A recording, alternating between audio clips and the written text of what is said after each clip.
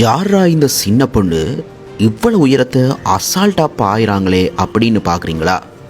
இவங்க தான் ஒலிம்பிக் தகுதிகான் போட்டியான 102வது தேசிய மெய்வல்னர் சாம்பியன்ஷிப் போட்டியில் மகளிருக்கான கோலொன்றி பாய்தலில் 3.72 மீட்டர் உயரத்துக்கு தாவி தங்க பதக்கத்தை பெற்றுக்கொண்டது மட்டுமில்லாமல் ரெக்கார்ட் பிரேக் பண்ண ஜாழ்ப்பாணம் சாவகச்சேரியின் சாதனை நாயகி நேசராசா டக்சிதா.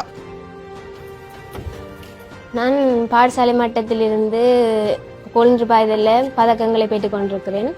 அண்ட் 18 ஏஜ் குரூப்பில் நான் 280 பாய்ந்து தான் 3வது பிளேஸ் தான் எனக்கு கிடைச்சிது.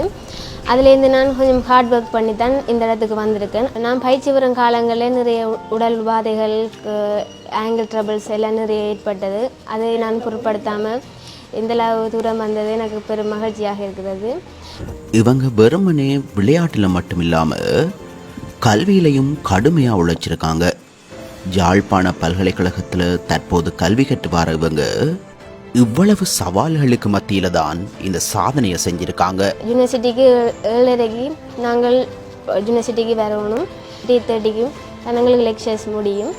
2 பஸ்கள் எடுத்து தான் நான் எனது சாவச்சேரிக்கு வந்து சாவச்சேரி மைதானத்தெல்லாம் பயிற்சி எடுக்கிறேன். நான் 6:30 பிறகு நான் வீட்டை போயிட்டு எனது கொஞ்சம் படிப்புகள் எல்லாம் பார்த்துட்டு பிறகு திருப்பி மார்னிங் திருப்பி 7:30 யூனிவர்சிட்டிக்கு வரணும். இதை கொஞ்சம் மேனேஜ் பண்ண எனக்கு கொஞ்சம் கஷ்டமாக தான் இருக்குது. ஆனாலும் எனக்கு விருப்பமான விஷயங்களை செய்வதில் நான் கஷ்டப்பட பார்க்கவில்லை.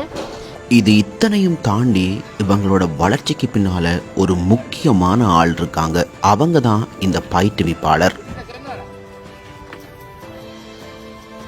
நான் கோபாலன் கணதீவன். கிட்டத்தட்ட நான் இதுக்காக வேண்டி கஷ்டப்பட்டு 7 வருஷத்துக்கிட்ட கஷ்டப்பட்டுருக்கிறேன். 40-45 கிலோமீட்டர் ட்ராவல் பண்ணி தான் நான் அந்த ஸ்கூலுக்கு போய் ஒவ்வொரு நாளுமே பயிற்சிகளை வழங்கி வர்றேன். அந்த உடல் நிறை அந்த போலுக்கே யூஸ் பண்ண இல்லாத அளவுக்கு உடல் நிறை சரியான குறைவாக இருந்தவா.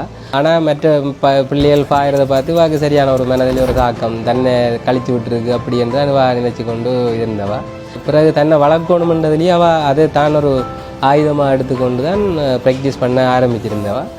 அதுக்கு பிறகு அந்த அண்டர் 18 சீனியர்லேயே அவள் தங்கப்பதக்கத்துக்கு வந்துட்டான். இன்டர்நேஷ்னல் லெவலுக்கு கொண்டு போகணுமென்றதெல்லாம் இப்போ நான் குறியாக இருக்கிறேன். அடுத்தடுத்த போட்டிகளில் இப்போ அந்த பெருவர்கள் உயர்த்தி அடுத்த கட்டத்துக்கு அவன் நகர்த்தி செல்வதெல்லாம் இந்த குறியாக இருக்கிறேன்.